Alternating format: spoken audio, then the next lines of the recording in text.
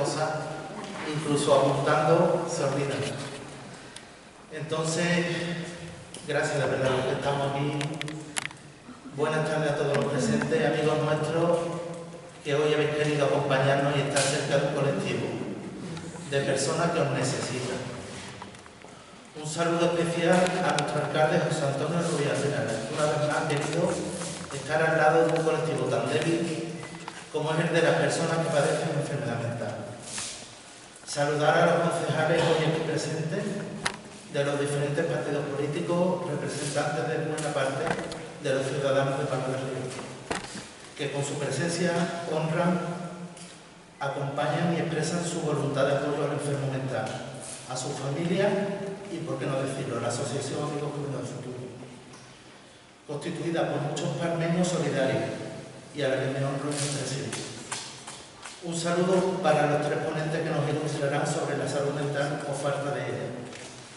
Y saludar en definitiva al pueblo de Palma del Río, que siempre sobresale en solidaridad. Es mi intención dar datos sacados de algunas páginas de internet de algunas personas célebres que a lo largo de la historia han padecido enfermedad mental. Tengo que decir que estos datos no están contrastados, yo no los he comprobado si son ciertos, ¿no?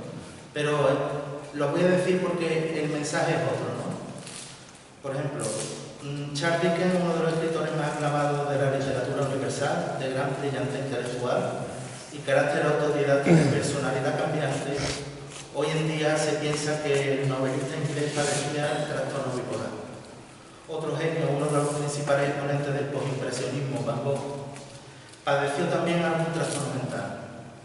De hecho, se cree que pinturas como La noche estrellada, el famoso cuadro azul con los luceros amarillos, fueron pintadas durante alguna crisis.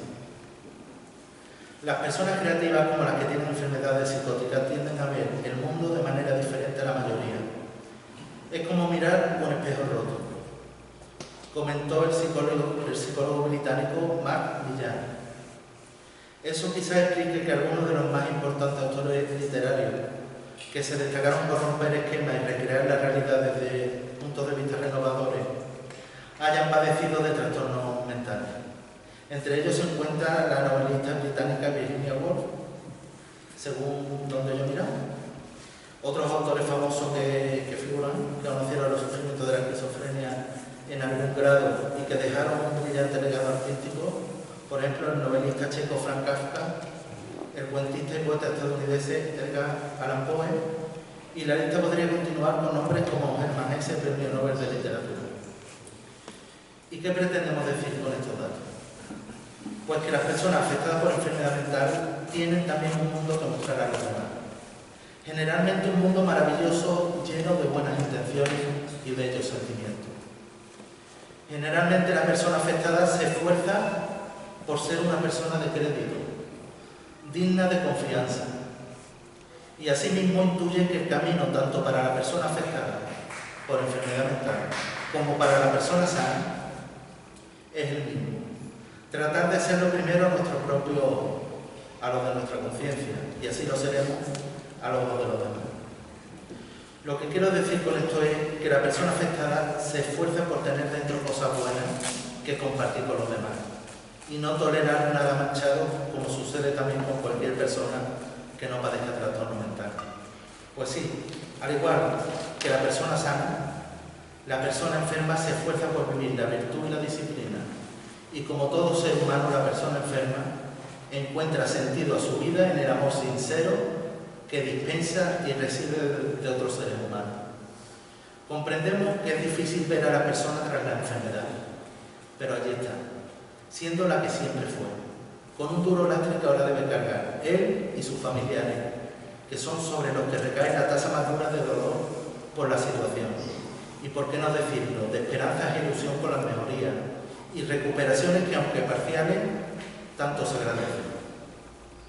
Esta jornada trata de traer luz y esperanza a los afectados y a todas las personas sensibilizadas y comprometidas con el tema que nos ocupa, el de la enfermedad mental, o mejor dicho, el de la salud, a la que aspiramos, o aspiro. Agradecer a los tres ponentes su participación en este día, que sin ellos no sería posible. Fernando Javier Sánchez Alcaraz es psicólogo del equipo de salud mental de Palma del Río. Nos conoce personalmente a los miembros de nuestra asociación y es un gran profesional con el que tenemos el honor de contar. Álvaro es profesor de filosofía con la titulación de doctor y es igualmente un honor para nosotros contar con él para esta tercera jornada de salud mental. Como lo es contar con Jesús Palma Chazar, que es profesional en diversas terapias alternativas. Son terapias que entienden al ser humano de una manera holística, como un todo, y no separan artificialmente mente, cuerpo y espíritu. Gracias, Jesús, por acompañarnos esta tarde. Agradecer de nuevo vuestra asistencia que da sentido a este acto, así como la de los tres ponentes, y como siempre, agradecer la labor de presentación y organización de nuestro amigo Rafael Morales Cumplido, que siempre nos apoya y dignifica con su presencia profesional y humana. Gracias a todos, esperamos que esta jornada sea de vuestro agrado.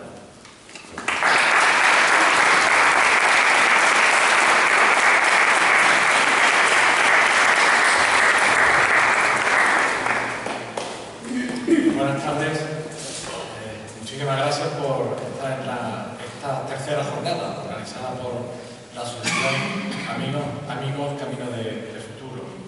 Y las personas que aquí estáis, pues lo primero es que denotan que tenéis compromiso con una enfermedad, con las personas que padecen esta enfermedad y que además ese compromiso lo manifestáis día a día y que con esta jornada vuestra intención es saber más, conocer mejor y para poder seguir comprometiéndose y actuando y de alguna manera ayudando a las personas que lo necesitan y también las personas que lo necesitan por conocer qué es lo que les sucede, que ellos bien lo saben y también formarse para superar cuantas barreras, que son muchas, les salen en el camino. También quiero agradecer la presencia por ese compromiso global que tienen, parte de ese compromiso, los concejales del Ayuntamiento, Antonio Martín, Ramón Cubera y Elio, como también teniente de alcalde y responsable del Instituto de Bienestar Social, por el compromiso que ya digo que siempre desde el Ayuntamiento están para colaborar desde el punto de vista económico, presupuestario y de acciones a llevar a cabo que con las personas que, como bien dice Fernando, que pueden ser las más débiles de la sociedad y que necesitan de la solidaridad de toda la corporación y concretamente de la ciudad de Palma del Río. La verdad es que esta asociación está haciendo un gran trabajo y merece la pena apoyarla desde las instituciones públicas y concretamente desde el conjunto del Ayuntamiento. Pero decir que afortunadamente hay un colectivo, hay un grupo de personas que está tirando de esta asociación y que está haciendo cosas importantes. No es una asociación que lleve muchos años trabajando, pero sí que lo está haciendo con bastante intensidad. Yo quiero también felicitar y agradecer a su presidente, a Fernando, que es una persona muy comprometida. Que el otro día, hablando con él, cuando me hablaba de la jornada, le hice una metáfora en relación a su trabajo y lo que realiza y lo que muchas personas lleváis a cabo. Yo lo comparaba con la Paralimpiada. O sea, hemos visto en las Paralimpiadas personas en bicicleta, personas nadando, que decimos, madre mía, ¿cómo puede hacer esas cosas? ¿Cómo pueden tener ese coraje, esa capacidad de lucha y de superación? Yo creo que tanto Fernando como el grupo de personas que estáis en la asociación sois personas atletas en el sentido que tenéis una dificultad, como tiene esa persona de las Paralimpiadas, pero que día a día tratáis de entrenaros, de trabajar, de superar los obstáculos y eso, sin duda alguna, ese esfuerzo merece el aplauso y merece la consideración y la admiración de las personas, tal como lo vemos. Tenemos esos paraolímpicos, tenemos esas personas que se esfuerzan, los tenemos en nuestro entorno, en nuestra familia, en nuestro pueblo, al lado nuestra. Yo creo que todas ellas necesitan el aliento y, por supuesto, necesitan el reconocimiento. Afortunadamente hay buenos profesionales que están trabajando tanto en la seguridad social, en nuestra salud pública y también hay personas que están dispuestas como los ponentes que quiero agradecer ese esfuerzo de estar aquí, pero vamos, eso de agradecer es muy relativo porque ellos tienen esa vocación por estar y la verdad es que lo hacen con mucho gusto, pero también yo creo que al igual que ha hecho Fernando, pues por lo menos decir que están aquí y que su tiempo lo emplean en ayudar a las demás personas, y eso es lo que tenemos que transmitir a toda la sociedad. Todos y todas las personas que vivimos en nuestra ciudad o en nuestro país o en cualquier territorio, estamos obligados a ayudarnos, a auxiliar, estamos obligados a vivir juntos y estamos obligados también de alguna forma a ser todos para adelante, todas las personas. Por eso ese esfuerzo que se realiza se transmite en la sociedad, pero también es bueno que haya una asociación, es bueno que las personas que están afectadas por alguna problemática social se unan para trabajar, para reivindicar y también para ayudarse mutuamente para trabajar. Y también es bueno que tengan cabida pues, los familiares, todas las personas, porque este entorno, el entorno familiar es fundamental para trabajar con las personas, con ese esfuerzo, y agradecer y aplaudir ese esfuerzo y animar continuamente, pero también es bueno que todas las personas que sufren tengan amigos y amigas. Y esos amigos y amigas es esta asociación. Y todas las personas que aquí estáis, porque sin duda alguna tenéis el corazón para ayudar, tenéis el corazón para animar y el corazón para intentar que nuestra sociedad sea más justa, y más justa una persona en persona, ayudando a todos. Y en ese contexto, Fernando, te quiero felicitar a toda la asociación y también a toda la familia y por supuesto a las personas que aquí estáis, porque como decía, denota un sentimiento de solidaridad y un sentimiento también de ayudar a los demás y por supuesto un compromiso con esta sociedad. Así que muchísimas gracias, que sea un éxito.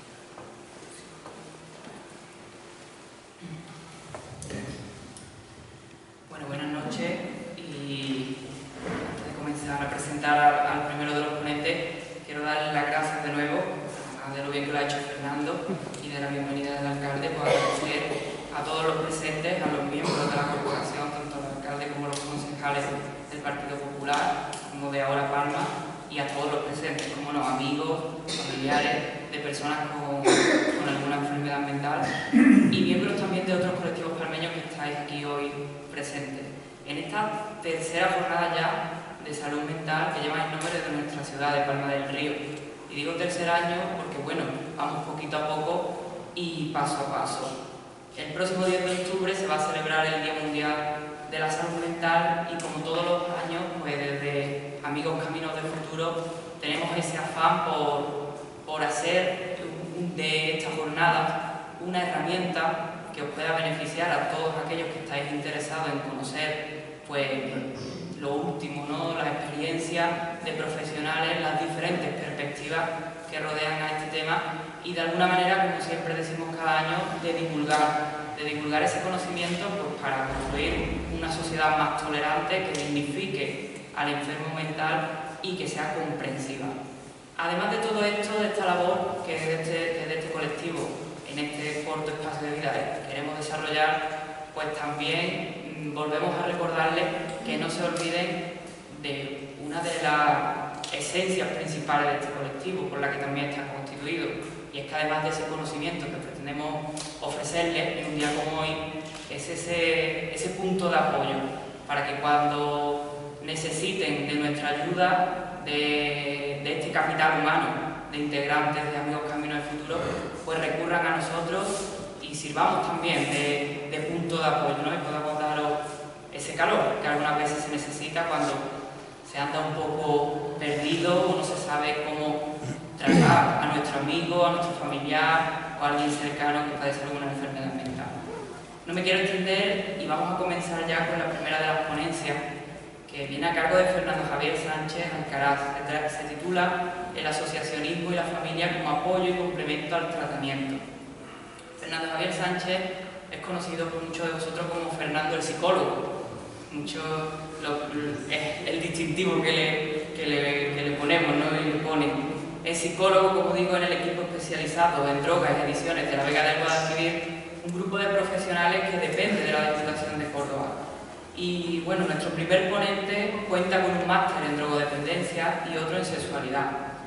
Pero además de que normalmente su trabajo se centra en temas de patología dual, es decir, las enfermedades mentales más las conductas adictivas, pues tiene un amplio bagaje en el tema del asociacionismo, ya que desde el año 1998 pues pertenece, se unió a la Asociación Palmeña de Ayuda al Drogodependiente Guadalquivir. Fue también socio fundador de Alzheimer y bueno, pues hoy nos viene a dar esa perspectiva o a incidir y recordarnos lo importante que es que la familia y los amigos pues juegan un papel imprescindible, pero también desde el punto de vista de colectivos y asociados.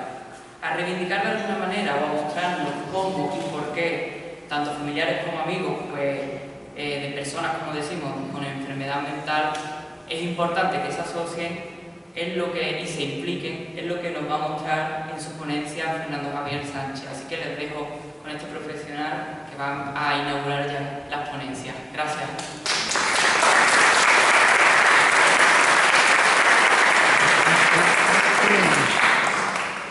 Me voy a levantar porque además de no dar el cable de distancia, yo creo que así lo hacemos un poquito también más ameno entre todos, ¿no? Bueno, como ha dicho Rafa, yo tengo muy poquita transparencia, por si hay alguien nuevo que no esté acostumbrado a ciertos términos, ¿no? Aunque soy psicólogo, vengo aquí con un matiz más de asociacionismo y de voluntariado, que creo que es lo que hace falta hoy en día, como ha dicho José Antonio, en esta sociedad, ¿no? Nosotros tenemos que diferenciar muy bien lo que es un trastorno mental grave a lo que es un trastorno mental. Un trastorno mental simple, un trastorno adaptativo, un trastorno de ansiedad, de depresión, son trastornos adaptativos en el que la persona reacciona a través de unos síntomas más o menos definidos, pero que son leves. El trastorno mental grave, digamos, es la patología psiquiátrica más difícil que hay. Hay tres características principales. Uno, un diagnóstico clínico definido, la duración y cronificación y el nivel de discapacidad. Son las tres características básicas. En cuanto al diagnóstico clínico, nos medimos por dos manuales, el DSM-5 de la Sociedad Americana de Psiquiatría y el CIE-10 que es de Europea. Aquí nos basamos en seis trastornos súper difíciles. Un trastorno bipolar en el que hay cambios de comportamiento, desde la depresión más absoluta hasta la manía. La manía que es cuando la persona está, nosotros llamamos super subida, ¿no? Compras compulsivas, sexualidad, se cree que son mejores del mundo, rituales. Los trastornos depresivos graves o recurrentes es lo mismo que el trastorno bipolar, pero solamente se da la depresión. La persona se tira día a día sin salir de casa, llorando, sin ganas de trabajar. Los trastornos de personalidad, que son patrones de conductas repetidos en el tiempo. Lo hay de evitación, evitan el contacto, obsesivo, manual de rituales, de dependencia hacia una persona. Trastornos delirantes son ideas persistentes, anómalas e irracionales, pero el paciente la cree como suya. Trastorno esquizofrénico, digamos que sería la parte más difícil y el trastorno, digamos, con mayor grado de discapacidad, en el que hay ya un alejamiento de la realidad. La persona no comprende y no entiende lo que es real e irreal. Además, en este tipo de trastornos hay alucinaciones auditivas generalmente, un lenguaje desorganizado. Y otros trastornos psicóticos que van un poco en la orientación de la esquizofrenia. Estos trastornos se mantienen a lo largo de la vida. No que sean incurables, pero sí se van a mantener con un cierto grado de minusvalía a lo largo de su vida. Esto yo creo que Fernando, Rafa, es un poco el fin que tiene la asociación, este tipo de trastornos. El segundo, la duración y cronificación, el segundo criterio diagnóstico. Una evolución al menos de 2 años y un deterioro progresivo marcado en el funcionamiento en los últimos 6 meses. Vosotros como familiares habéis visto el deterioro continuado, ¿verdad?, de vuestros familiares. Y el tercer criterio, que yo creo que es el más importante, es el nivel de discapacidad, en el que hay unas relaciones alteradas, unas relaciones sociales alteradas, un comportamiento inadecuado, una afectividad inapropiada y una afectación de moderada a severa en el funcionamiento personal, laboral, social y familiar. La mayoría de estos pacientes tienen algún tipo de prestación económica por incapacidad. Estos son los 3 criterios más importantes y hemos de decir que la discapacidad va a ir aumentando a lo largo de los años. Y ahí está donde el mundo asociativo debe actuar, para que este grado de discapacidad, este grado de mal funcionamiento, se pueda minimizar o corregir al máximo. Como ha dicho Rafa, yo trabajo en el tema de adicciones y es muy común, prácticamente el 50-60% de este tipo de trastornos tienen patología dual. Patología dual, que es la unión de un trastorno mental, generalmente grave, a un trastorno o conducta adictiva. Generalmente, ludopatía, alcohol, cannabis, porro y en algunos casos cocaína. Cuando se dan este tipo de 2 cosas complementarias, la recuperación es todavía más compleja. Si compleja es con un grado de trastorno mental, cuando se une una adicción, súper complicada. Yo que llevo trabajando en adicciones desde el año 2001, nuestros pacientes son circulares, vienen, desaparecen, se tiran 2 años en tratamiento, 3 años desaparecen, es como muy problemático. ¿Y el sistema público de salud a dónde llega? Pues llega a donde llega, escasamente a muy poco, escasamente muy poco. El SAS tiene un manual al lado de la persona afectada con una enfermedad mental, que no me quiero adelantar mucho porque Álvaro, el ponente que viene después, va a hablar. Y como que somos muy críticos con este tipo de actuaciones, porque vosotros que sois familiares, aquí hay 2 psiquiatras y un psicólogo para una población de 90.000 personas o 78.000 personas. Totalmente, y uno contratado al 75%. Totalmente inadecuada e insuficiente, ¿no?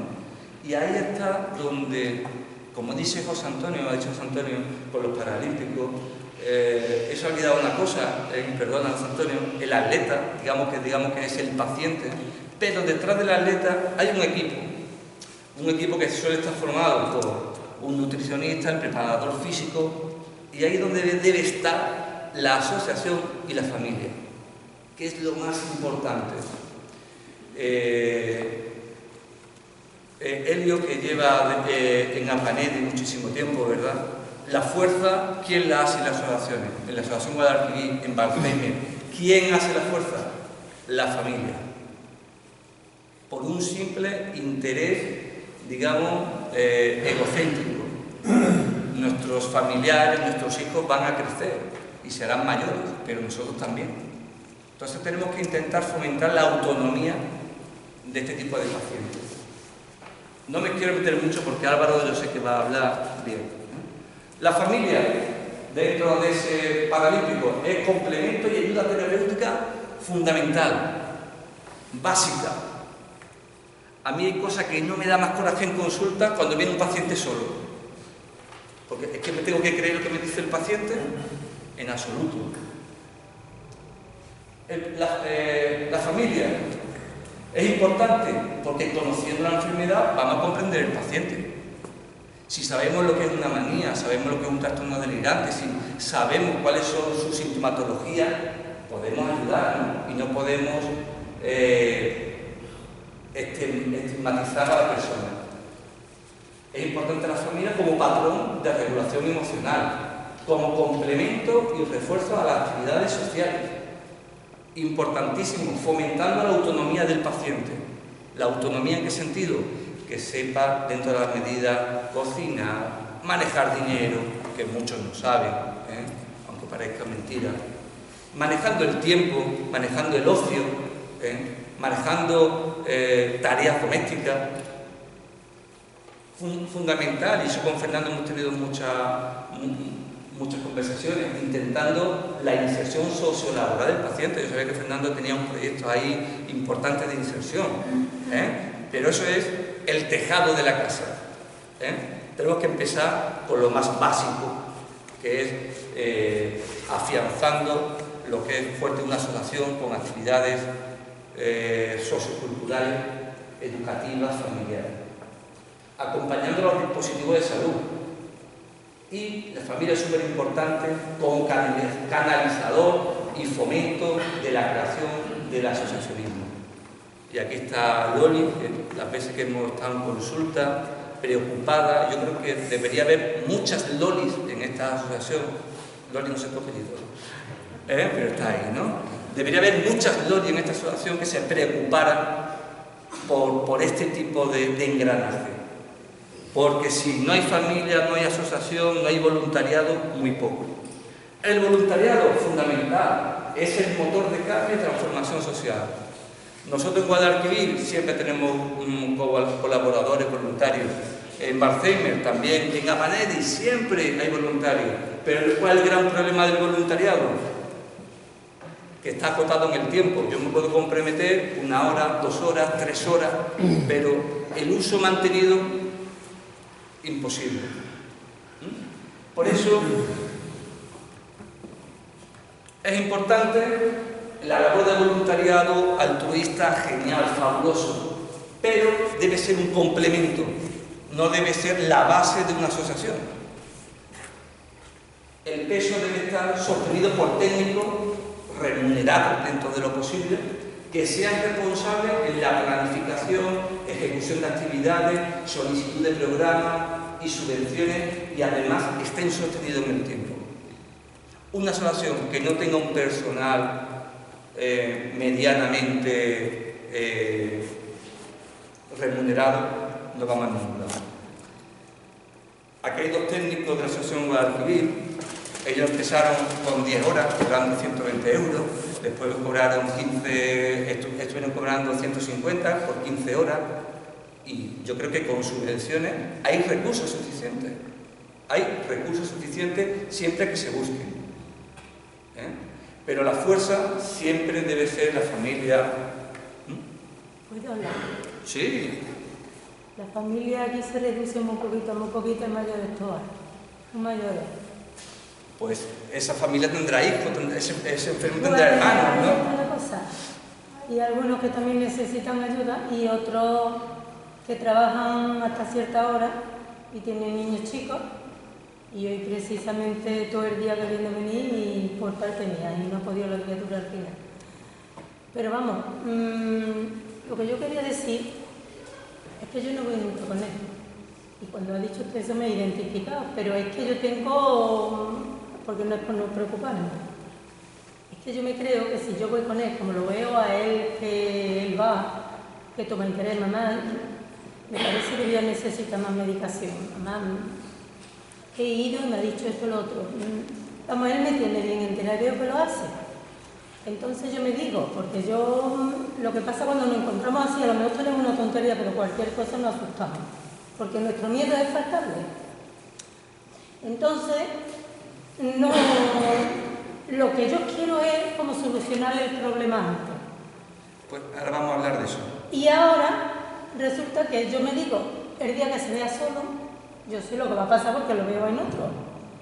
Por muy bien que lo veamos. Perdona, muchas veces tenemos el error de mirar mucho adelante y no ver el presente. No, sí lo veo, pero cuando no... Pero en el presente es donde tenemos que actuar. Porque... Sí, por eso yo actúo de esa manera, no yendo. Porque si yo lo acostumbro ahora a ir con él, ya me deja la pastilla, ya me deja la cita, no. Entonces ya ¿qué hace él?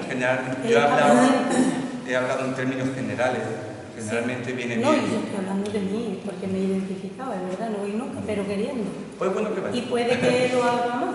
pues bueno, a lo mejor no todas las citas, yo muchas veces pacto con los pacientes, con los familiares, pues a lo mejor no es conveniente que venga siempre, pero procuro venir un día, una cita sí, otra no, dos sí, dos no, un poco voy pactando. Yo, si él quiere, lo que pasa es que eso, como yo lo veo, que él pone interés y en tomárselo y todo, y yo digo, por lo menos, que no se acostumbre, a valerse, por lo menos ahí, que cuando yo falte sepa yo que está pendiente de su Sí, lo que hablaba de la autonomía, es lo que quiere decir. ¿Cómo? Ok, ya está. Ah, vale, gracias. Que me cuesta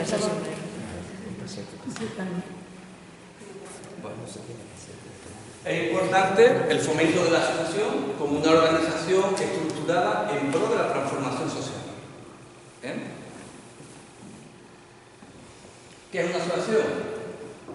Muy básico, es una persona jurídica formada por varias personas o colectivos con un interés compartido, que aquí es el tema de salud mental, sin ánimo de lucro. Los beneficios, patrimonio, dinero no se pueden repartir entre los socios, sino que debe reinvertir otra vez la asociación.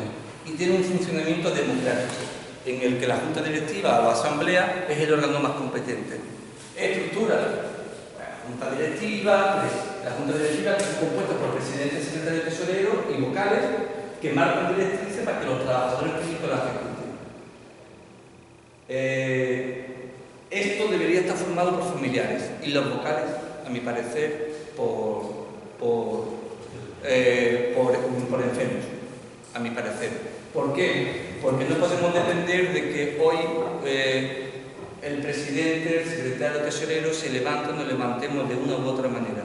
Yo creo que debe ser una estructura funcionalmente bien que marque este tipo de directrices. Evidentemente, la Junta Directiva debe colaborar con asociaciones, con federaciones, FADES, con salud, con ASANE, con Arquivir, con participación ciudadana, pero esto es lo básico, porque a nosotros nos cuesta muchísimo trabajo llevar este tipo de estructura, pero es fundamental que la familia se implique. ¿Para qué? Pues, Fernando, y le contesta a tu madre, para intentar... Afuera. ¿Qué? Me parece que has tocado y cierto. Bueno, es que lo he pisado esa salida. Digo, lo importante, ¿para qué? Para intentar fomentar un centro de día. Un centro de día que es la reunión del colectivo formando actividades. Balceime tiene un centro de día que hacen talleres de neuropsicología. Pues nosotros, Fernando, eso debemos aspirar, en el que haya talleres especializados, en el que haya acompañamiento para la familia, programas de autoayuda, de respiro familiar, que Guadalquivir lo tiene con temas de toxicómanos, que Balceime lo tiene también con ayuda a Panedis también, a Prosud. Esto es fundamental, que la familia, que los padres, que los hermanos estemos unidos y que sepamos, entre comillas, desahogarnos, porque vamos a ir aprendiendo mucho. Una vez que está fomentado la inserción social, la inserción familiar, avanzaremos a lo que es la inserción laboral. Yo esto de cuando a los pacientes se les da una paguita, se me remuerde un poco la entraña, ¿no? Había saltado. No, pero ha saltado. Sí, ya la dado en el discurso. No, pero... vale. A ver, inténtalo. Porque allí ya se ha subido. Bueno, ya quedando ya un poco, ¿no?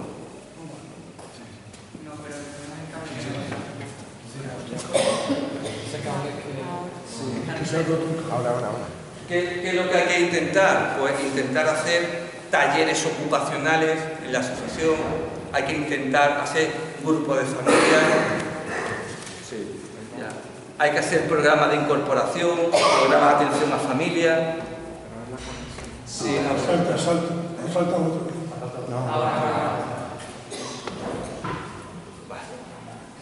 Y el problema que hay con estas cosas de la actividad y eso.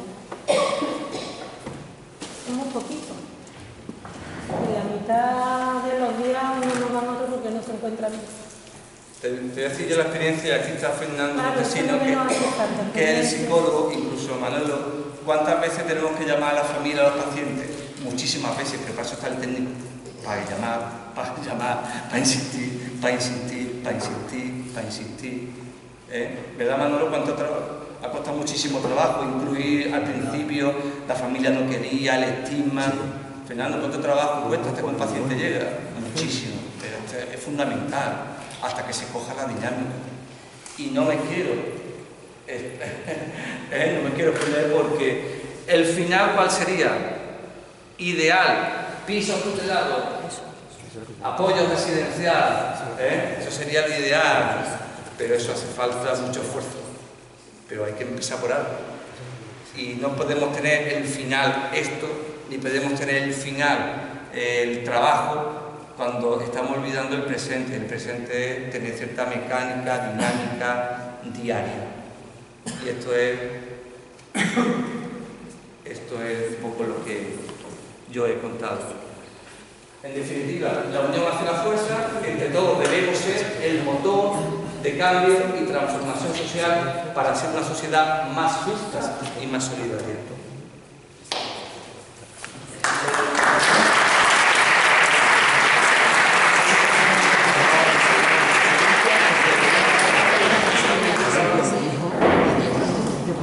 Bueno, sí, bien.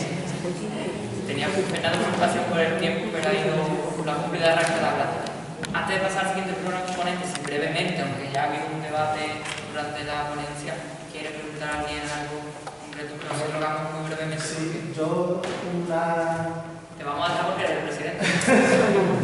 un comentario muy breve y así respondo a mi madre. Lo que Fernando ha explicado aquí se puede decir que es el Evangelio, pero llevarlo a la práctica es otro mundo, ¿no? O sea, implementarlo y poderlo, que eso es una realidad, es muy distinto, ¿no? Pero lo que este hombre ha dicho aquí pues, es la base de una asociación y es lo que es. Yo lo que veo en la Mamá, realidad... pero ya está, que no es debate. Un poco, se habla mucho, pero en la asociación cuánto. Yo creo que entre todos es lo que debemos. Entre todos. Yo creo que las veces que yo hemos venido con Loli, con Nacira, que hemos preparado programas, hemos preparado proyectos, yo creo que ahí está un poco la base, ¿no? Y no tienen ganas. Bueno, pues gente hay, porque Loli me consta que estaba muy ilusionada con Nacira y es cuestión de buscar el funcionamiento adecuado. Los meses no son difíciles, pero vosotros que sois mayores, ¿cómo empezó a Prosur? ¿Cómo empezó a Panetti? Chiquitos los niños y las madres muy jóvenes. ¿Qué? Un chiquito los niños y las madres muy jóvenes. Bueno, pero cuando le aparecen sois estas muy jóvenes criaturas... vosotros. Ya está. Cabra, que he hablado con la verdad. Como las personas vemos las cosas con mi edad. Lo que quiero decir es que le aparece el problema a muy mayores ya. Bueno, yo tengo tu edad, ¿eh? No soy joven. Si tenéis, este pueblo tiene la suerte de que tanto José Antonio como ellos han participado siempre en el mundo asociativo, han estado muy volcados. Y Palma tiene una cultura muy buena asociativa desde toda la vida. Y voluntarios, gracias a Dios, hay bastante. Muchísimo. Pero debe haber alguien que dinamice eso. Yo te aseguro que hemos hablado muchas veces de reunirnos, de hacer programas, de colaborar, y hay recursos, y hay sitios, y yo creo que es cuestión de empezar a andar, y yo siempre soy muy positivo, yo creo que seguro que funcionaría bien, seguro. Si nadie tiene más preguntas, vamos a agradecer a Fernando. Gracias.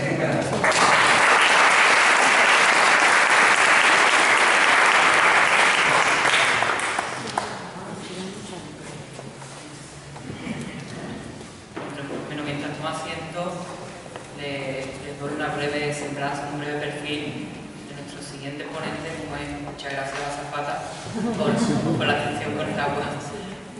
Como es Álvaro Castro Sánchez, quien es doctor en filosofía y profesor de bachillerato donde da clases de filosofía y psicología, y hoy nos va a abordar el apoyo mutuo frente a la psiquiatrización social, una perspectiva sobre el sistema de salud mental. Sus líneas de investigación, que pertenece, entre otras cosas, al grupo de investigación de la Universidad de Cádiz, lo voy a nombrar literalmente porque no sé si es un o HUM, ¿no?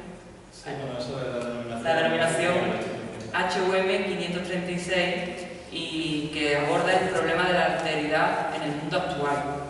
Ha dedicado trabajo relacionado con la historia local, especialmente centrado en la familia Casalla, en la Inquisición. Sobre este tema va, dentro de un poco va a publicar un libro, y la literatura espiritual.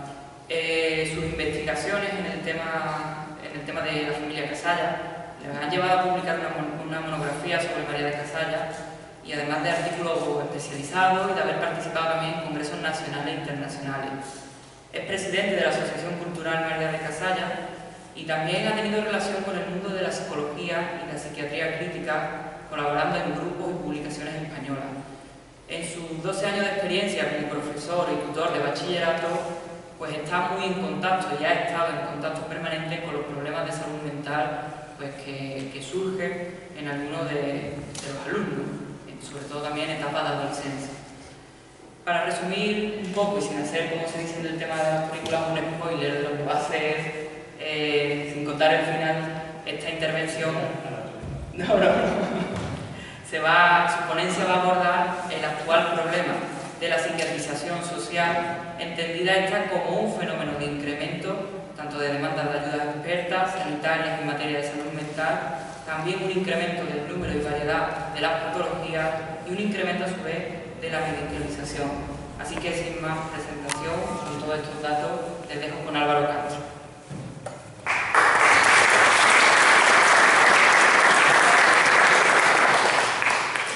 Bueno, muchas gracias, Rafael, por tu presentación tan amable.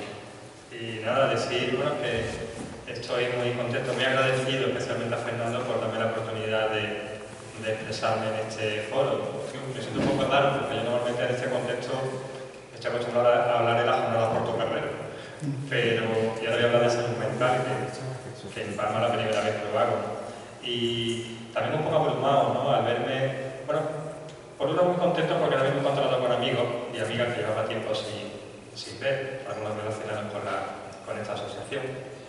Y un poco abrumado también porque yo sé que aquí podéis imaginar que, claro, uno va a aportar un conocimiento más bien teórico. Es verdad que tengo mucha relación con el tema de los adolescentes, los problemas con los que ellos también se encuentran, en las familias y tal. Semanalmente me entrevisto muchas veces con padres, etcétera, etcétera. Y soy muy consciente también de la cuestión de la salud mental en la adolescencia, que es un poco lo que más me motiva últimamente a seguir leyendo e informando sobre estos temas. Pero es verdad que también abrumado porque yo aquí, sobre todo, lo que puedo hacer es aprender. He aprendido mucho de lo que ha dicho Fernando y seguro que puedo aprender mucho de lo que puedo escuchar en todos los comentarios que ustedes pueden hacer, porque la realidad enseña siempre mucho más que cualquier teoría. Dicho eso, bueno, mi intervención se va a dividir en dos momentos o dos apartados. El primero va a ser explicar el título. Y el segundo, pues bueno, voy a lanzar una serie de reflexiones apoyadas teóricamente, personales, sobre la cuestión de la salud mental, desde el punto de vista de lo que hoy sería, creo yo, la necesidad de construir una psicología, una psiquiatría críticas y apoyadas, conectando con lo que antes ha estado hablando Fernando, en el valor del apoyo mutuo incluso como práctica terapéutica, a través de asociaciones como esta o otro tipo de iniciativas, la red de ayuda mutua, etc. Bueno, ¿qué entiendo yo por psiquiatrización social? Que eso es lo que a mí me preocupa. Esto es un fenómeno, ¿no? Esto no es un concepto mío, es un fenómeno que, por intentar explicarlo de una forma sencilla, responde a una, digamos, creciente confusión entre lo considerado normal y lo considerado patológico. Esa distinción entre lo normal y lo patológico a mí también me parece cuestionable. Desde el siglo XIX que empieza a construirse la ciencia los saberes sí, por ejemplo, sí, la psicología, la psiquiatría, etc. Pero me parece cuestionable, pero no desde el punto de vista de lo que se está haciendo. Y es que creo que estamos en un proceso, en el que muchas emociones cotidianas, que son respuestas, que ha dicho Fernando, comprensibles ante determinadas vivencias o problemas de la vida, se convierten muy fácilmente, se etiquetan rápidamente, a veces con demasiada rapidez y precipitación, en trastornos o enfermedad mental. Son fenómenos, por adelantarlo un poco, algo que quizás hablo después si no me paso del tiempo. Un problema que me encuentro muchas veces con mis chicos, por ejemplo, con la cuestión de la hiperactividad. Bueno, ¿qué indicadores? ¿Por qué hablo de psiquiatrización social? Me baso en 3 indicadores. Hay un incremento de demanda de atención sobre salud en los últimos años, ¿no? He sacado algunos datos de la Consejería de Salud y Bienestar Social de la Junta de Andalucía. Se dice que en los últimos 10 años se ha duplicado la demanda de este tipo de servicios. Pero el 60% de las consultas se deben a procesos relacionados no con enfermedades graves, ¿no?, sino con malestares o trastornos leves o sentimientos, emociones desagradables como tristeza, desencanto, soledad, que se manifiestan con síntomas de ansiedad, depresión, somatizaciones, etc. Por ejemplo, datos que entre 2006 y 2011 aumentó la depresión leve un 20%. Eso es un indicador, un incremento de la demanda. Otro indicador sería el aumento de las patologías diagnosticadas y la bajada del umbral del diagnóstico. Es decir, no paran de ampliarse.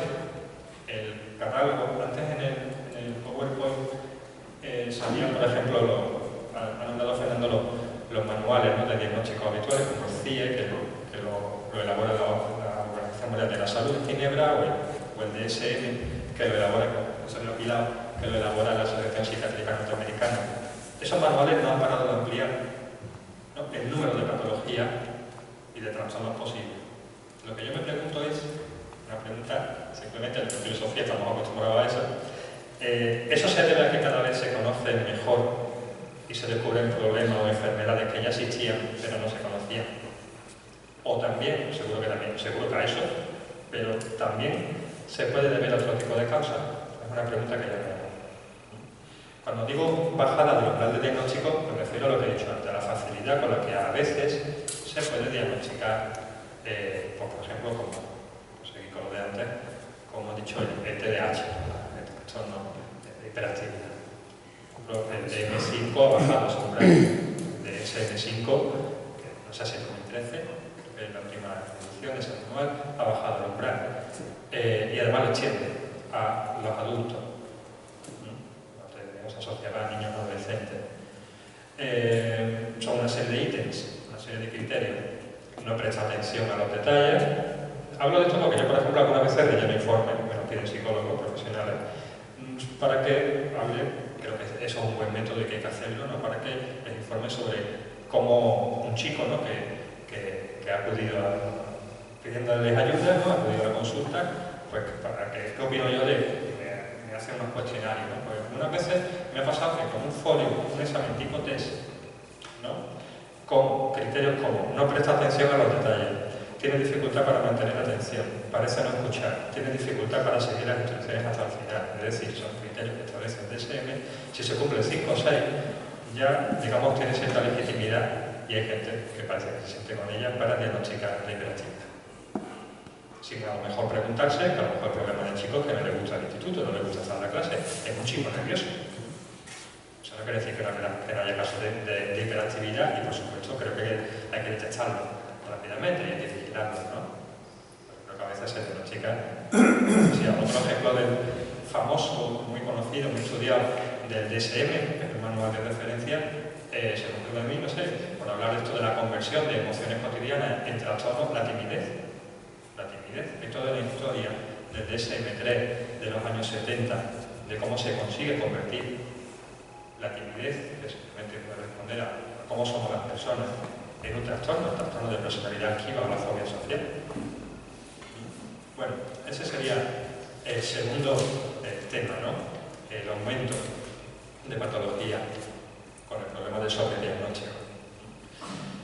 Tercero,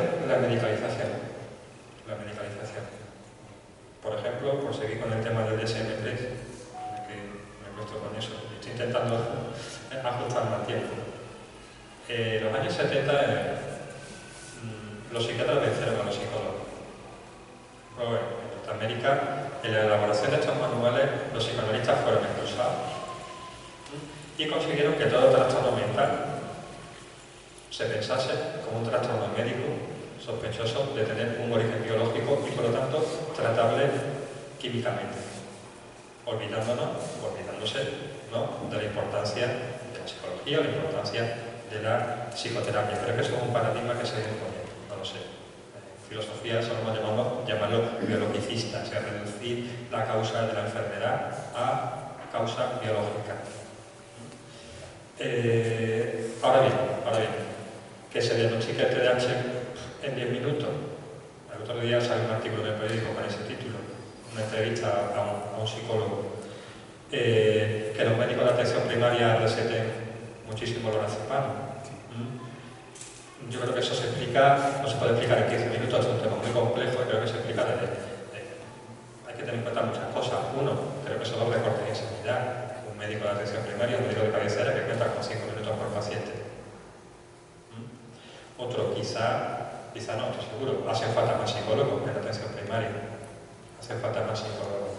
De hecho, hace poco leí, creo que fue en el periódico En el Mundo, un artículo que hablaba de un estudio que decía que si se invirtiese más recursos en psicólogos en la atención primaria, en los centros de salud, el Estado ahorraría dinero en medicación. No es una cuestión de recursos, a lo mejor, sino quizá en Norteamérica pasa, no sé si en España, hay lobbies farmacéuticos interesados en que eso no cambie. No lo sé, son preguntas, tampoco tengo yo respuestas para todo esto. Creo que todo esto de la medicación también tendrá que ver con una sociedad muy vulnerable, que además pide a la ciencia médica todas las soluciones. Y una sociedad donde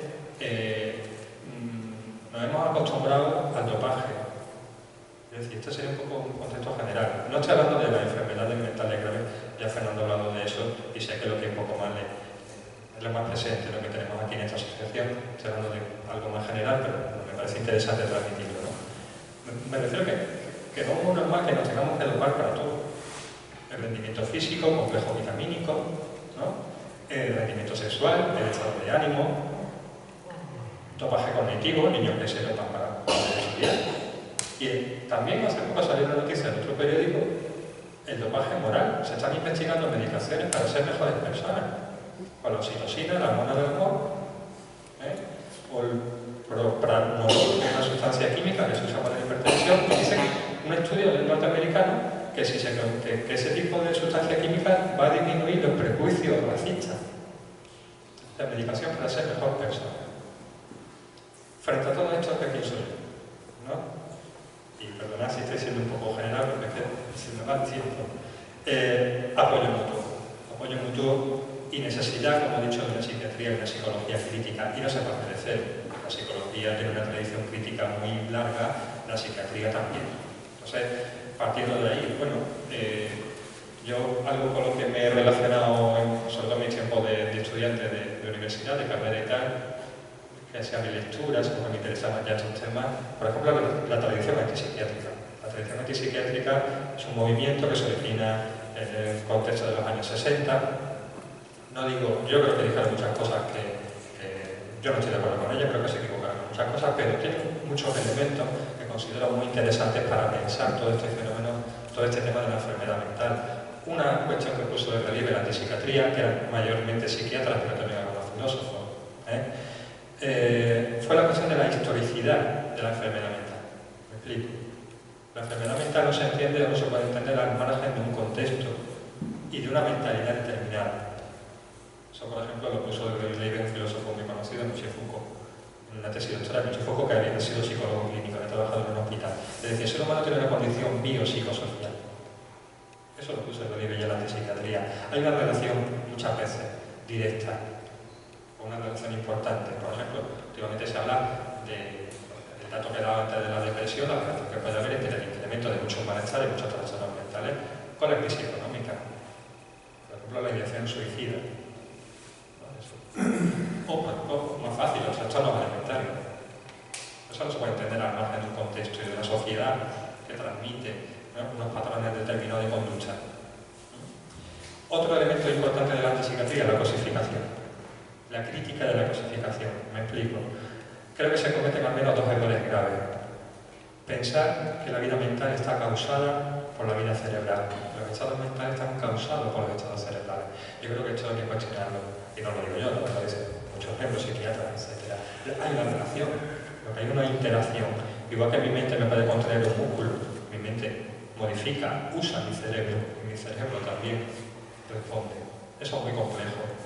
De hecho, hay psiquiatras que hablan de que ya no se puede separar trastorno mental de patología cerebral, van unidas. Y otra cosa más importante aún, pienso yo, tratar las enfermedades mentales, las clasificaciones, la nosología, y hablar de la enfermedad mental o de la persona, el diagnóstico de la enfermedad mental, como si fuesen cosas. Cosas en el sentido de clases naturales. Es decir, cogemos, por ejemplo, la clasificación de la psicosis, los tipos de esquizofrenia, como si fuese, y se usa, o se habla de eso, de la propia sociedad, no estoy hablando de los especialistas, como si hablase de cosas. Por ejemplo, la naranja. Está la naranja, que es un conjunto, y después diferentes tipos de naranja. Está la navelina, está la... No estamos hablando de objetos, estamos hablando de sujetos, estamos hablando de personas que reelaboran su situación, que dan respuesta ante esa situación. Eso explica también por qué las categorías, las etiquetas no paran de pensarse, no paran de revisarse, pienso yo. No sé si me estoy explicando. Además, algunas veces, también ha hablado Fernando antes de eso, las charlas no se han aislado, se unen unos con otros. ¿Por qué? Porque al final cada persona es única. Una vez la etiqueta lo que hace puede ser anular la diferencia. Y poner el estigma. Que este es otro tema también importante que puso de relieve la antipsiquiatría, luchar contra el estigma de la sociedad. Un antipsiquiatra conocido, Robert Castel, francés, lo llamó el racismo antiloco. El racismo de la sociedad hacia las personas, o la discriminación, ¿no?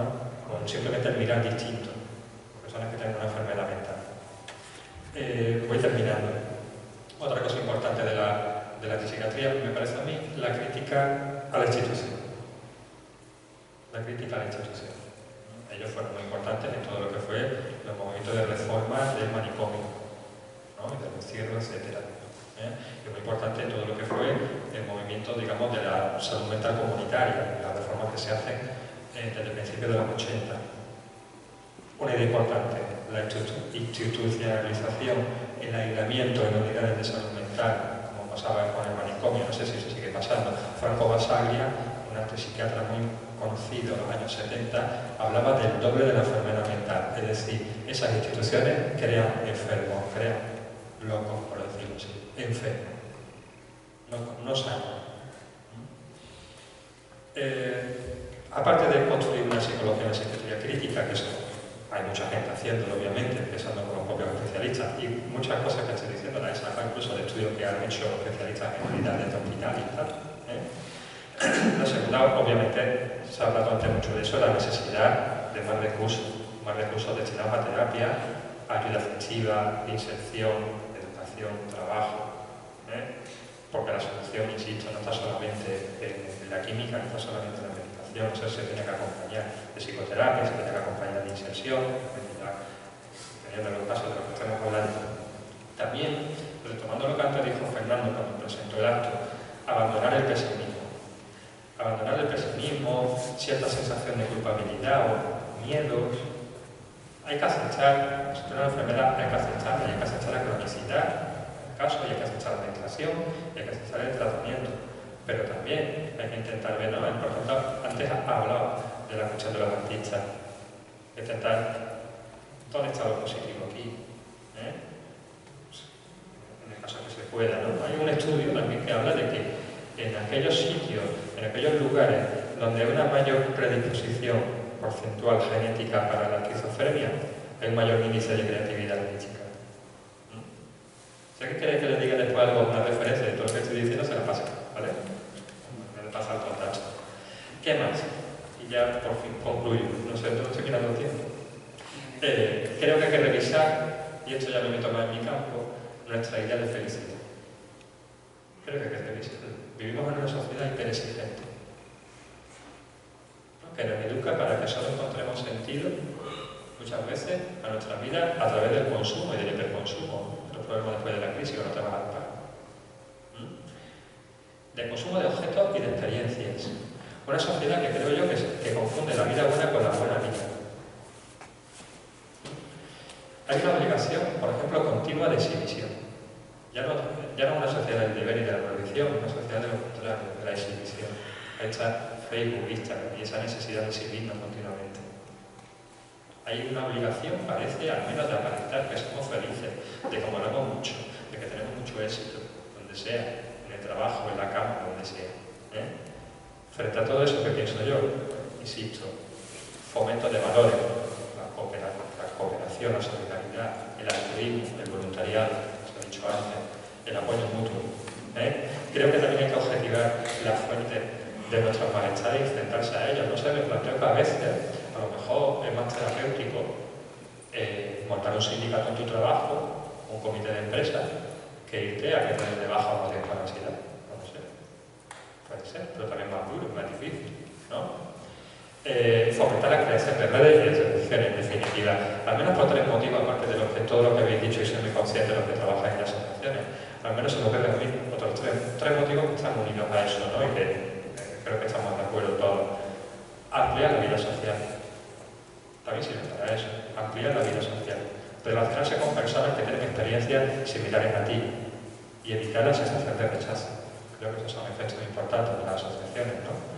En definitiva, ampliar las posibilidades. Yo entiendo la salud como el conjunto de posibilidades con las que tú cuentas para realizar tu vida. O ampliar las posibilidades con las que poder hacer la vida, ¿no? Sobre eso, ¿verdad?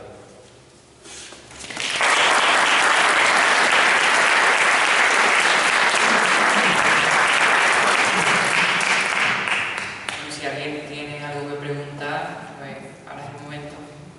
Si no, que calle para siempre. He dicho muchas cosas, he dicho antes que seguir, después podemos seguir hablando. Se está perdiendo. Se me han perdido. Bueno, ¿no hay ninguna pregunta? Está muy bien todo lo que veis hablado. Está muy bien. Correcto todo. Pues pasamos al tercer ponente. Muchas gracias. Jesús Palma.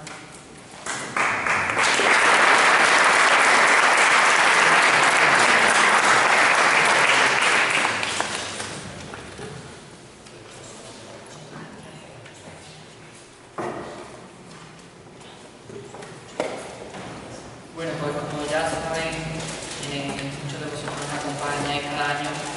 Desde el planteamiento de esta jornada, desde la organización, se intenta dar una visión holística, como siempre Fernando me reitera en esa palabra, de que abordemos el tema de la enfermedad mental, de atacar la salud mental, pues desde todas las perspectivas como decimos posible. Hemos hablado hemos tenido la oportunidad de escuchar las palabras de psicólogos, filósofos. En este caso vamos a meternos en el ámbito de la medicina natural, de la mano de Jesús Palma Chazarra, que va a abordar la medicina natural aplicada a la salud mental. Él es osteópata, acupuntor, naturópata, cuenta con 19 años de experiencia clínica en el terreno de la medicina natural y en 1995 empezó a estudiar y a formarse, como digo, para adquirir conocimientos en el campo de la naturopatía, la medicina tradicional china y las técnicas naturales. En esa intención de Jesús Palma de prepararse y adquirir conocimiento, pues se encuentra también actualmente cursando primero de medicina en la Universidad de Córdoba. A continuación, en su ponencia, pues nos va a contar desde el punto de vista de la medicina tradicional china, pues cómo los trastornos mentales tienen similitudes en algunas partes, similitudes en Oriente y Occidente, pero, según Palma, son iguales en algunos aspectos y diferentes también en función de las condiciones energéticas. Así que les dejo con Jesús Palma.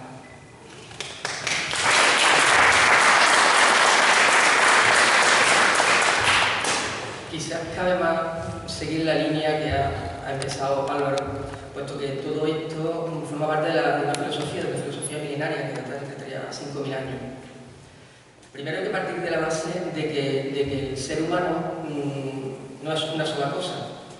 El ser humano, desde el punto de vista de esta filosofía, necesita unificar sentimiento, pensamiento y acción. A partir de ahí podemos ver quién realmente está equilibrado. Entrando en lo que es el trastorno mental, ellos lo dividen en 3 puntos fundamentales. Trastorno mental con depresión, llamado Jian, epilepsia, la tocan aparte, Jian, y manía con excitación mental, Huang. En general, para que haya un trastorno mental, pues hay una excitación espiritual y psíquica que también altera los órganos y las vísceras. Debilitan lo que ellos llaman el chi, que es la sangre, la energía, la sangre, los líquidos orgánicos, órganos y vísceras. También la médula. Todo esto causa disfunción, como antes ha hecho énfasis en esto Álvaro, el cerebro, pero además el corazón. ¿Por qué? Porque hay que tener en cuenta que en la filosofía esta oriental todos los trastornos mentales no provienen de la mente o del sistema nervioso o del cerebro, sino también de los órganos.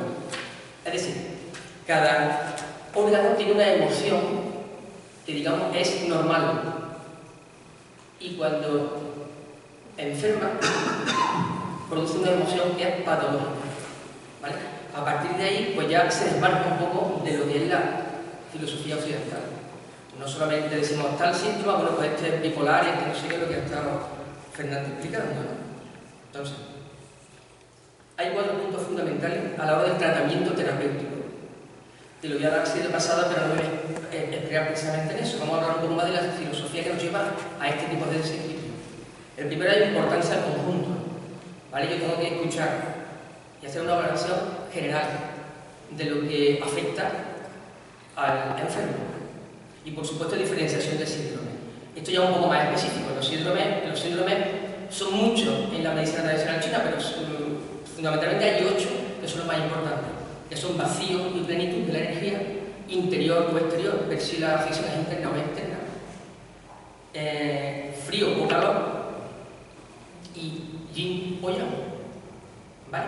Yin y yang supongo que lo conocéis todos, ¿no? El ideograma, perdón, el tai chi, ¿no? El círculo con el punto negro, la parte blanca, etc. Esos son los opuestos y complementarios. ¿De acuerdo? Pues todo eso se tiene en cuenta a la hora del posible diagnóstico del trastorno mental. Se usa la acupuntura y la moxibustión, y fundamentalmente la moxibustión. La acupuntura la conoce prácticamente todo el mundo, lo de insertar agujas en puntos específicos y puntos estratégicos del cuerpo humano. La moxibustión es el calentamiento o el estímulo por calor de esos mismos puntos. Hay 2 formas de moxibustión: indirecta y directa. La indirecta lo quemo, y la directa, ahora cuando os diga lo que es, lo vais a entender todo. Me he quemado la oreja para una ciática. Hay gente que se quema la oreja para la ciática. Eso es moxibustión directa y tiene un efecto importante si está indicado. Si no, no sirve para nada.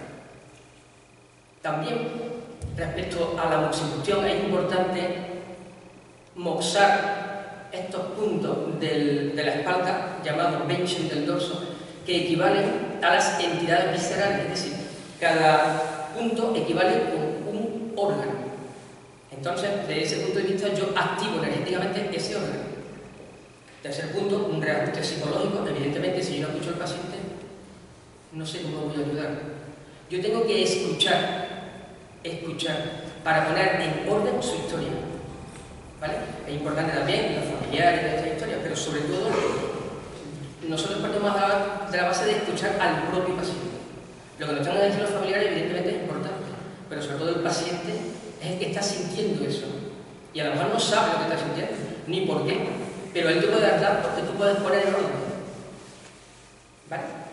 Y por supuesto, persistencia del tratamiento. Muchas veces, y más con este tipo de tratamiento a largo plazo y esta historia, si no se ve, una persona se hace una idea preconcebida de que yo tengo que tener una serie de respuesta en un corto espacio de tiempo, y si no lo tengo, abandono el tratamiento. Y eso es importante, el enseñar que el tiempo lo pone el propio organismo. No hay una varita mágica que diga, en tanto tiempo te vas a curar, eso es una tontería. ¿Vale? Entonces, aparte de esto, como hemos hablado de la energía, el famoso chi, ¿vale? Partimos de la base que la etiología o la causa fundamental puede venir por diferentes tipos de chi. En Europa, a nivel occidental, para poder traducir todo esto, se le han llamado energías perversas. Son energías pero no son perversas, porque son viento, frío, calor del verano, humedad, sequedad y fuego. Fuego no es una candela que yo hago, fuego son, vamos a llamarlo, reacciones metabólicas que el cuerpo lleva a cabo. ¿De acuerdo? Entonces, eso en principio no es para nada patológico, es natural.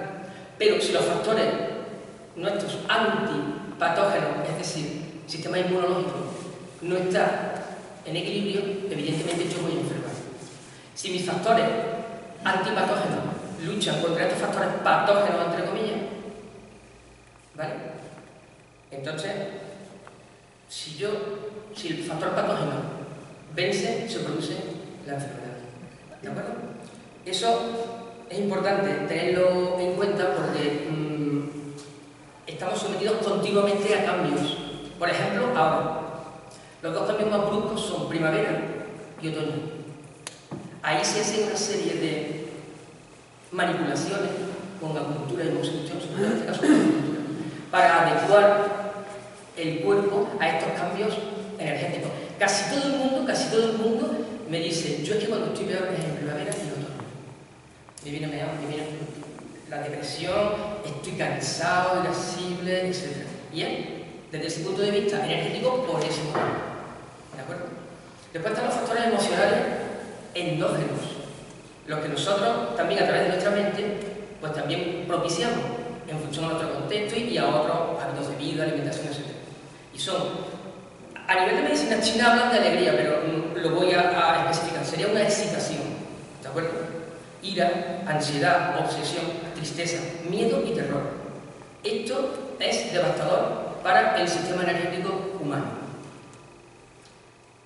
Lo que he dicho antes, se relaciona más con los órganos que con el sistema nervioso y el cerebro.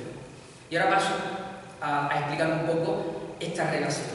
Por ejemplo, los riñones. La emoción normal sería la voluntad y la firmeza, no la rigidez. Patología, miedo y temor. A esto como un ejemplo. Yo tengo una señora que era mujer de un guardia civil. Al hacer el historial clínico le preguntó por sus emociones, ¿vale? Y me dijo, yo tengo muchísimo miedo. Claro. Y le pregunto, bueno, ¿y eso de dónde viene? ¿Por qué? ¿Cuál es la causa? Dice, bueno, cuando yo recién casado fui con mi marido a los Pirineos, un pueblo perdido en los Pirineos, resulta que los vecinos le dieron por asustarme.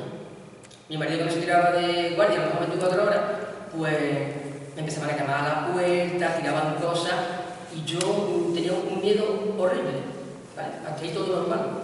Cuando seguimos por aparatos y sistemas y llegamos al sistema urogenital, ¿qué problema? ¿Hay algún problema? Sí. Insuficiencia renal. ¿Casualidad? No, se lo dice ya muchas veces. Entonces, riñones con una patología emocional, riñones que enferman, ¿vale? Hígado, decisión, justicia, equidad. Patología, indecisión, ira, violencia. Corazón, este se entiende, alegría. Emoción patológica, tristeza. Bazo, páncreas, porque en China no se separa el bazo o el páncreas. Además, eso lo he visto yo este año en disección, el bazo está unido al páncreas. Ellos lo tienen en general y así lo nombran, vasopáncreas. La cola del páncreas entra en el seno esplénico, ¿vale? La reflexión. Una persona que medita, que piensa las cosas, ¿vale? La patología, obsesión. La obsesión es un grifo abierto donde yo expulso toda mi energía. Es terrorífico en ese aspecto. Pulmones, recuerdo, y patología, la melancolía. Según la medicina tradicional china, el 90% de la energía del cuerpo se la lleva la mente. Según ellos, solo un 10% usamos para el mantenimiento del organismo. Imaginaros, un 10%. Bueno, puede ser un cuento chino, pero como lo han vendido así. Pero es que científicamente está demostrado una cosa. El 50% de la glucosa del cuerpo la consume el cerebro. Ya hay más similitud. Correcto. Entonces, fijaros si tiene importancia el equilibrio de la mente, el equilibrio de las emociones. Esto es desde el punto de vista de la filosofía tradicional china, que se basa fundamentalmente en una cosa importante, en un punto importante: la individualidad. El taoísmo, que es en lo que se basa la filosofía oriental, no es una religión, es una filosofía auténtica. ¿Vale? Entonces, una de las máximas del taoísmo es que dice, y además está demostrado científicamente, que somos seres de luz, que bajamos del cielo, nos aposentamos en la tierra sin ocupar el espacio de otro para realizar tu proyecto. Eso es una apología absoluta sobre la individualidad y la autoestima, y evidentemente hacia la colaboración, evitando la competición. A nosotros nos hablan de competitividad, nos hablan de que tengo que ser, de que tengo que ser, de que tengo que rendir, por eso yo hago el ritmo que yo hago. Sin embargo, no tenemos en cuenta lo que queremos nosotros de verdad de fondo. Cuando una persona empieza a conocerse a sí misma y a tener, por ende, autoconocimiento, también desarrolla su autoestima, con lo cual empieza a desechar la idea de la competitividad y pasa a la colaboración. Eso sienta las bases del equilibrio mental, por supuesto, y a todos los niveles. Hay que partir de la base de que la medicina tradicional china, la medicina natural en general, ¿vale? Porque yo estoy en tres campos fundamentales de la medicina tradicional china, que creo que es lo más importante y de lo que quizás podamos utilizar más, ¿vale? Es un tipo de... es un enfoque holístico, donde se tiene que tener en cuenta la mente, el cuerpo y sobre todo el alma, ¿vale? Importante, por ejemplo, también, ahora, al campo de la naturopatía, hábitos de vida. La salud, desde nuestro punto de vista, se basa en tres pilares fundamentales: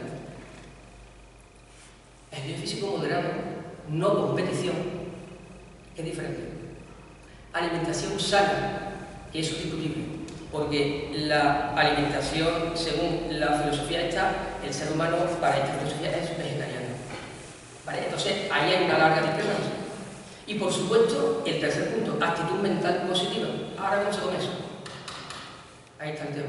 En una sociedad donde primeramente es competitiva, donde nadie está contento consigo mismo, porque aquí nos han dicho que tenemos que ser guapos, ricos y famosos. Es lo que pasa. Empieza la negación continua a mí mismo. Ahí ya empieza el deterioro y empieza un trastorno mental. Aunque aquí se ha hablado de trastornos mentales que son mucho más profundos, ¿no? Esquizofrenia, trastorno bipolar y toda esta historia. ¿No? Entonces, esa actitud mental negativa hace que yo también pierda muchísima cantidad de energía. ¿Vale? Desde el punto de vista de las técnicas manuales, que es otra faceta que también yo toco, esto está reconocido por la Organización Mundial de la Salud, pero después nadie lo reconoce, ningún país lo reconoce. Pero hubo una señora, una esposa de un psiquiatra, creo que llamaba Ida Rolf, que a los pacientes del marido, ella después los trataba con unos ciertos masajes. Entonces, como tenía capacidad de poder hacer determinados estudios, pues empezaron a ver el antes y el después, haciendo análisis antes y después de la terapia. Y había una normalización de neurotransmisores, de muchos componentes que realmente dan un equilibrio al ser humano y sobre todo a la mente. ¿Por qué es importante? Porque es importante el hecho de tocar a alguien, es importante, es un contacto humano. ¿Vale? Hay muchas técnicas, como he dicho, esta de Rolf y de Ida Rolf, es un simple, entre comillas, masaje, ¿vale? aparte de descargar, porque mucha gente, oye, que tengo una contractura, ¿vale? Es el hecho de que se produce una serie de cambios en el tejido conectivo. Sobre todo a la hora de aplicar ciertas técnicas ya más en profundidad, como por ejemplo el neuromuscular, que lo que hace es un barrido sobre el tejido conjuntivo evitando adherencias. Estas adherencias que aparecen, que a lo mejor me estoy desviando del tema y no es así, estas adherencias o tejidos fibróticos, que son como consecuencia de las cartelinas, que son uniones celulares, dejan ese tejido fibrótico obstaculizando, por ejemplo, el intercambio de sustancias en el propio tejido, obstaculizando, por ejemplo, la velocidad de conducción nerviosa. Todo eso afecta también físicamente, ¿vale? O sea, que en general hay una cantidad de factores que desde este punto de vista se pueden abordar tratando, pues, al paciente desde varios puntos de vista, ¿vale? Y creo que esto es.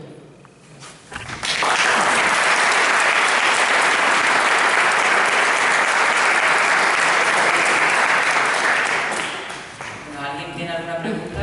¿Os anima? Sí, disculpa, el padre de Ruth y José, que patología denominada. ¿Perdón? El padre de Ruth y José, los niños de Córdoba que.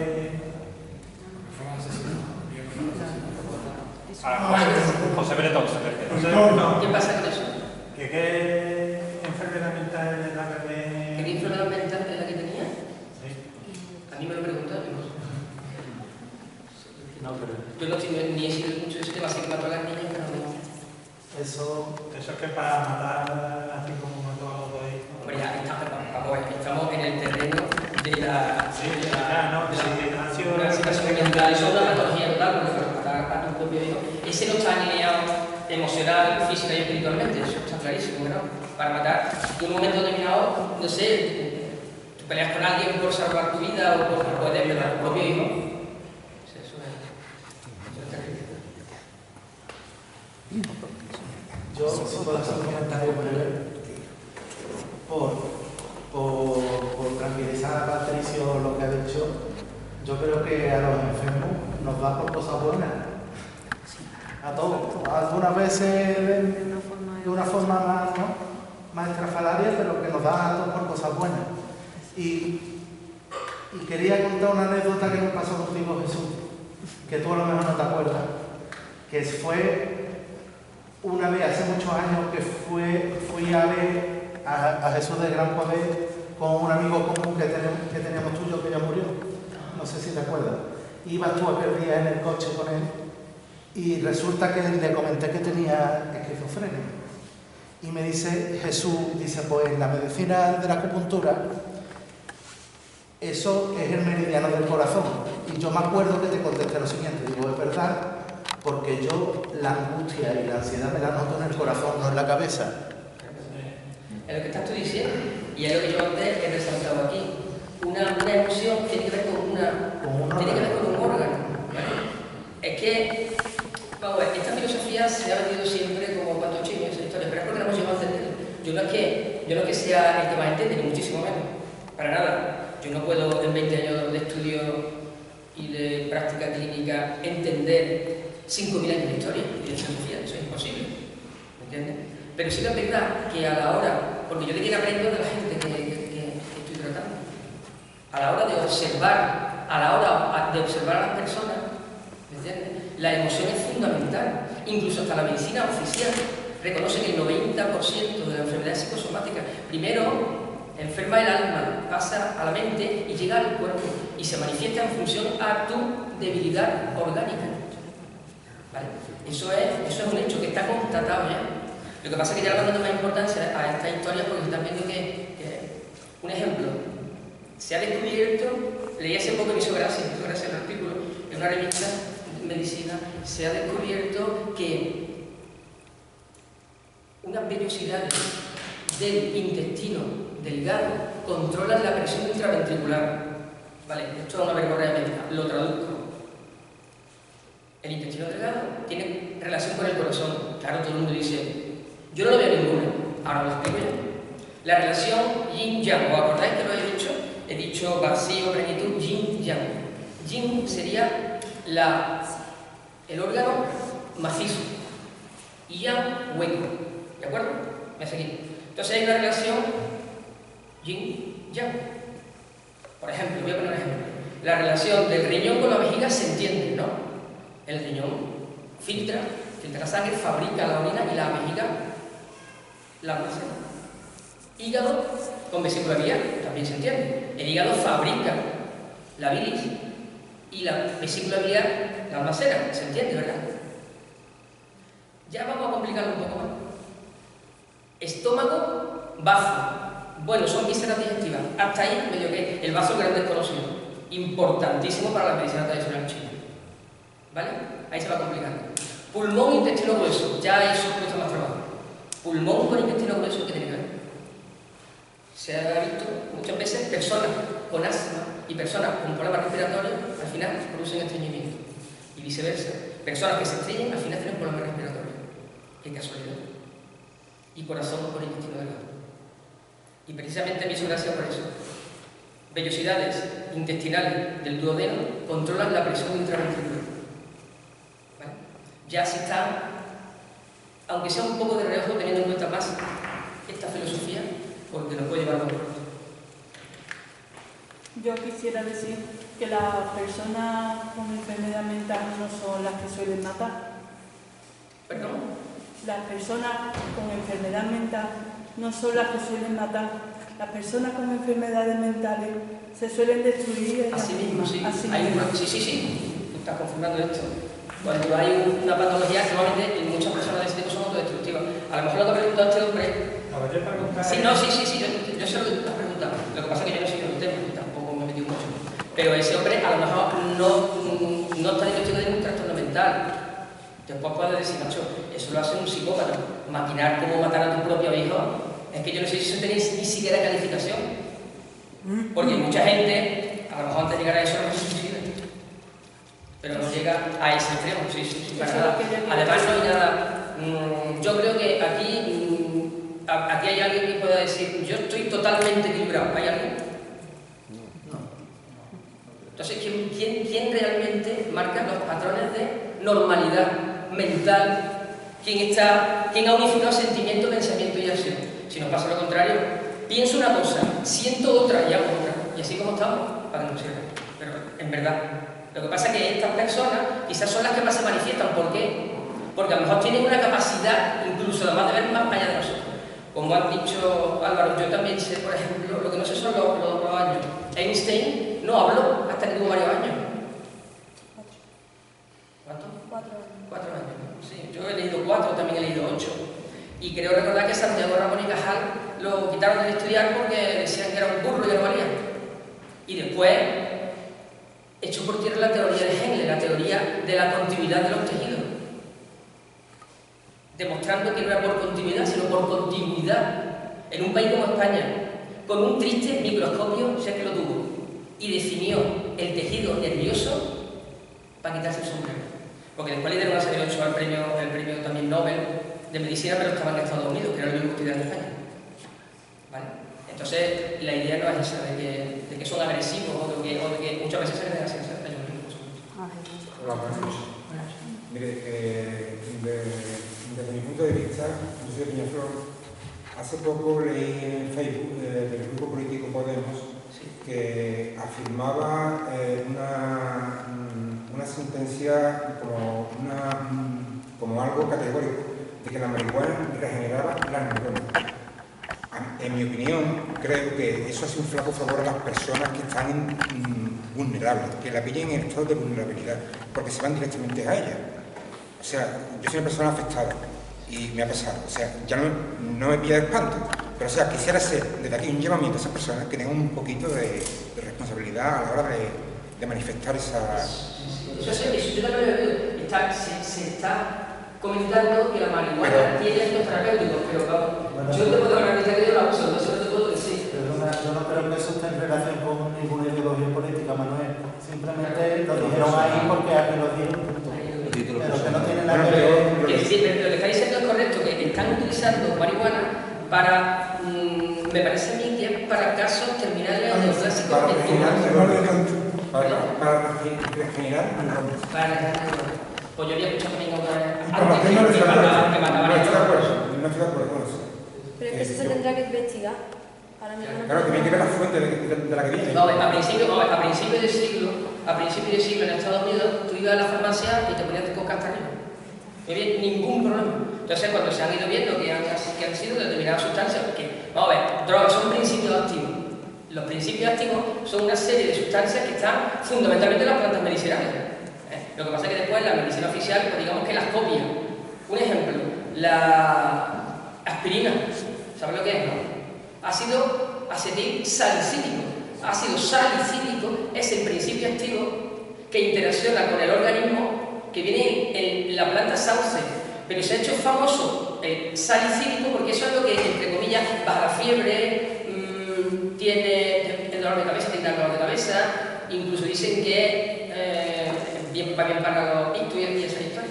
Pero el ácido salicílico es un principio activo. Ahí hay flavonoides, ahí hay alcaloides, un sinfín de principios activos. Pero yo me apunté a que los políticos deberían tener un poquito más de responsabilidad a la hora de hacer el examen. Pero yo no soy político. Yo soy un simple agricultor. No, me refiero, como usted en el tema de farmacología y cosas de esas, buena tenéis corresponde. Hombre, para poder hablar de un tema importante es, a ver, informarse bien, porque, bueno, si creemos todo lo que dice Facebook, a ver, es que también salen apariciones de gente que se va y se le sale el alma, yo qué sé, o sea, que tenemos un poco también de privar lo que se ve. Mencionaba un estudio. Sí, bueno, sí. Pero es que yo lo he oído y sé que lo están haciendo. Y a muchos modos, mira, un principio activo, al que le va bien una cosa no quiere decir que le vaya bien a otra. A lo mejor a algunas personas la marihuana le va bien, bendito sea Dios, y otros no. Pero no creo que la marihuana sea buena para una psicosis, para una enfermedad mental. A ver, perdón, la marihuana es una planta que tiene muchos principios activos. Pero no creo que sea ideal para una enfermedad mental. Yo creo que no, Manuel. Yo creo que no. Manuel, mira, todas las drogas son tóxicas para el cerebro, todas. Principalmente el cannabis, el compuesto que tiene el tetracannabidol, y eso es la sustancia del principio activo que dice Jesús, que generalmente esto está en la base de la mayoría de parte de los trastornos psicóticos, porque induce a esto. Cuando hay esta lectura en Facebook de que los porros, que la marihuana es buena, yo esas fuentes no me las creo, ni sé los estudios, pero sí es verdad que muchas veces... no, pero la marihuana como tal no, pero un principio activo que es el tetracannabidol muchas veces se utiliza para evitar vómitos en temas de cánceres, o es una pastilla, no es que tú te fumes un porro de marihuana, sino que se han sacado ese principio y se utiliza para el tema de vómitos, para el tema de fatiga, pero está quitando... Eso es totalmente falso. O sea, si pilla una persona que la guardia va, se va directamente pues, o se acaba hacia eso. Falso. ¿No? O sea, yo lo digo... Pero que dice Jesús, en Facebook no podemos creer todo lo que dice, ¿no? Porque las guerras están por echar cuenta de estas cosas. A lo que representa. Para mí no tiene ningún tipo de credibilidad. Perdona, voy a hacer un cambio de tema porque tengo una pregunta y no me quiero quedar con la duda. Antes has dicho que los cambios de estaciones, ¿no? En primavera, otoño, todos tienen... Siempre se ha dicho que la primavera la sangre artera, ¿no? Siempre se ha dicho, ¿no? Según la medicina tradicional china o la filosofía china, ¿qué cosas, qué pautas puedes seguir para intentar controlar esas alteraciones o ese estado nervioso, de ansiedad o de depresivo? Mira, hay varios enfoques. Desde el punto de vista de la medicina china, hay una serie de puntos de santo cultural que se usan, que se llaman koanis, de primavera y de otoño. ¿De acuerdo? ¿Eso qué es lo que hace? Eso te predispone al cambio estacional. ¿Qué es lo que pasa con el cambio estacional? Volvemos al chi, volvemos a la energía. Cada estación tiene un órgano y una víscera, como he explicado antes, yin, yang, en máxima actividad energética. ¿Me sigue? Sí. Vale. La primavera y el otoño son las estaciones más drásticas, donde se pasa del yin al yang más brusco. Por ejemplo, la primavera es calurosa respecto al invierno, pero puede ser fría respecto al verano. Es un cambio brusco. Entonces, ¿yo qué es lo que hago? Aparte de utilizar esa puntura, eso es otra hojita, ¿vale? Desde el punto de vista naturopático, se suele hacer una depuración de 21 días de alimentación ovo-lacto-vegetariana. Es una manera de limpiarte, ¿vale? Es un buen enfoque. Ahora, ¿está todo el mundo dispuesto a hacer eso? Pues no. La acupuntura es muy fácil, te ponen otra cosita y ya está, ¿me entiendes? Pero los dos cambios estos son verdaderamente drásticos, por eso la gastroenteritis, ¿no? Que va al médico y te dicen, mira, nosotros lo entendemos. Hay una palabra que yo he oído, que yo la he estudiado mucho en medicina, y que no la he estudiado y que no la he visto en 20 años en medicina tradicional china, y es la palabra idiopático, significa de causa desconocida. En medicina china no lo he visto, yo no lo sé todo, yo no lo sé todo, yo he estudiado el canon de medicina, el Neijing, el libro sagrado de la medicina, que tiene 2 volúmenes, Shou Wen y Lin Shu, que tela marinera, el Da Shen, patología y patogenia de Guyen Ban Yi, o sea, todo eso en